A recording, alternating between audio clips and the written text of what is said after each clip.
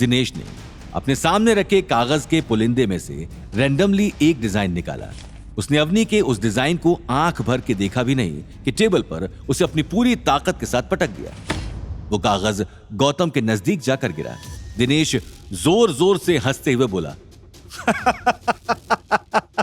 ये डिजाइन से तुम्हारी बीवी के बनाए हुए इतने वाहियात, और तुम समझते हो कि मैं ऐसी पुअर वर्क क्वालिटी के साथ तुम्हारी बीवी को इस नामचीन कंपनी का हिस्सा बनने दूंगा? नो, नेवर, ऐसा हो ही नहीं सकता। गौतम ने जब वो कागज देखा तो बोला, क्यों, क्या खराबी है इन डिजाइन्स में? कितने तो अच्छे हैं, मुझे तो कोई बुराई नहीं दिखाई देती। राघव उससे बोला, प्रोफेशनल तुम हो या दिनेश जी? बॉस दिनेश जी हैं या तुम? उन्हें पता है कि क्या सही है क्या गलत। जब तुम इस लाइन में हो ही नहीं तो तुम्हारा ये सब कहने का कोई मकसद नहीं है, इसलिए जो वो बोल रहे हैं उसे शांति से सुनो। इस वक्त गौतम को ऐसा महसूस हो रहा था जैसे उसे किसी चंगुल में फंसा लिया गया हो। दिनेश ने अपनी बात कंटिन्यू करते हुए बोला, हाँ तो बताओ, तुम्हें डिजाइन्स बहुत काम के लग रहे हैं तो ऐसा क्यों नहीं करते कि अपनी ही कंपनी खोलो और अपनी बीवी को वहां पर आर्किटेक्ट बना देना। फिर जब वो ऐसे डिजाइन्स बनाएगी ना, तब तुम्हारी कंपनी को लॉस होगा और फिर मैं आके तुमसे पूछूंगा कि कितनी काबिलियत है तुम्हारी बीवी में। तुम जानते हो, पिछले महीने मेरे पास 2 इंटर्न्स आए थे, उनका भी काम अवनी के इस काम से 100 गुना बेहतर था। मैंने उनको नहीं रखा तो तुम समझते हो कि मैं तुम्हारी बीवी को इतने घटिया काम के साथ इस कंपनी में रखूंगा? भूल जाओ, अपने दिमाग में भी मत रखना और अपनी बीवी से भी साफ साफ कह देना। गौतम न बहस करने के मूड में था और न ही दिनेश, राघव और ललिता की बेतुकी बातों में उसकी दिलचस्पी थी, इसलिए उसने वहां से निकलना ही बेहतर समझा। वो जैसे ही सीट से खड़ा हुआ, दिनेश ने उसे ताना देते हुए कहा, देखो देखो जोरू का गुलाम कैसे अपनी जोरू की बेइज्जती होने पर मुंह लटकाए यहां से जा रहा है। मुझे तो तुम्हारी हालत पर ही बड़ा तरस आ रहा है गौतम। तुम नाकारा और तुम्हारी बीवी नाकाबिल। तुम्हें देखकर लगता है कि तुम्हें सारी उम्र अपनी बीवी के टुकड़ों पर ही पलना है। तो चलो, तुम्हारी बीवी की सिचुएशन पर तरस खाकर मैं उसे कुछ काम दे देता हूं। अवनी की नौकरी के बारे में तो गौतम के सेक्रेटरी ने उस कंपनी में पहले ही बात कर ली थी, तो उसे इस बात का तो डर नहीं था कि अवनी की नौकरी वहां पर लगेगी या नहीं लगेगी, क्योंकि वो श्योर था। इंटरव्यू सिर्फ वो इसलिए करवाना चाहता था क्योंकि अवनी को यह ना लगे कि उस पर नौकरी देकर कोई एहसान किया गया है। लेकिन इस वक्त गौतम दिनेश की बात सुनना चाहता था कि आखिर उसके मन में क्या खिचड़ी पक रही है। दिनेश ने कहा, मेरे पास तुम्हारी बीवी के लिए इस कंपनी में एक बहुत ही एप्रोप्रिएट काम है। जानते हो क्या, अभी कुछ ही दिन पहले हमारे ऑफिस का क्लीनर अपने गांव चला गया है और हमें उसके बदले में कोई अच्छा क्लीनर नहीं मिल रहा। तो मैं चाहता हूं कि तुम्हारी बीवी अभी हमारे ऑफिस में झाड़ू पोंछा कर ले। उसके बाद अगर वो इतनी काबिल हो पाई या उसने अपनी स्किल्स को पॉलिश कर लिया तो देखते हैं फिर उसके लिए कोई अच्छी पोजीशन निकलती है या नहीं। क्यों, ऑफर कैसा लगा?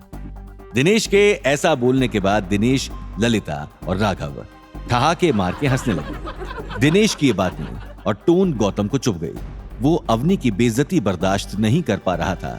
उसने कहा, शट अप दिनेश, अगर तुम्हें झाड़ू पोछे की नौकरी इतनी पसंद है तो खुद क्यों नहीं कर लेते? गौतम के इस जवाब से दिनेश आग बबूला हो गया और उसने अपने सामने पड़े अवनी के सारे डिजाइन्स डस्टबिन में पटक दिए। गौतम के लिए अब पानी सर से ऊपर जा चुका था। वो सीधा दिनेश की ओर बढ़ा और उसने एक हाथ से दिनेश का कॉलर पकड़ा और दूसरे हाथ से उसकी एक बाजू पीछे की ओर मोड़ दी और गुस्से में बोला, अभी के अभी पेपर्स डस्टबिन से उठाकर वापस टेबल पर रखो। दिनेश ने ऐसा करने से इनकार करते हुए अपना सर ना में हिलाया। गौतम ने उसका हाथ और जोरों से मरोड़ दिया। अब दिनेश दर्द के मारे चीखने लगा, गौतम बस करो, अच्छा रुको, देता हूं। जैसे ही दिनेश डस्टबिन की ओर बढ़ने लगा, तभी फिर से दिनेश के कैबिन का दरवाजा किसी ने खटखटाया और गौतम ने दिनेश को धक्का देकर उसकी चेयर पर गिरा दिया। वो दिनेश की सेक्रेटरी थी। उसने दिनेश से कहा, सर, जिस इन्वेस्टर के लिए आप इतने हफ्तों से इंतजार कर रहे थे, आखिरकार वो आज यहां आ ही गए हैं। चलिए चलकर उनसे मिल लेते हैं। मुझे लगता है कि इस बार तो डील क्रैक हो ही जाएगी। उस इन्वेस्टर की न्यूज सुनकर दिनेश का सारा गुस्सा फट से गायब हो गया और वो एक लाइटर मूड में आ गया। दिनेश ने बोला, राघव, ललिता, आई थिंक हमने कर दिखाया। वो वक्त दूर नहीं जब हम लोग करोड़ों में खेल रहे होंगे। चलो लेट्स गो।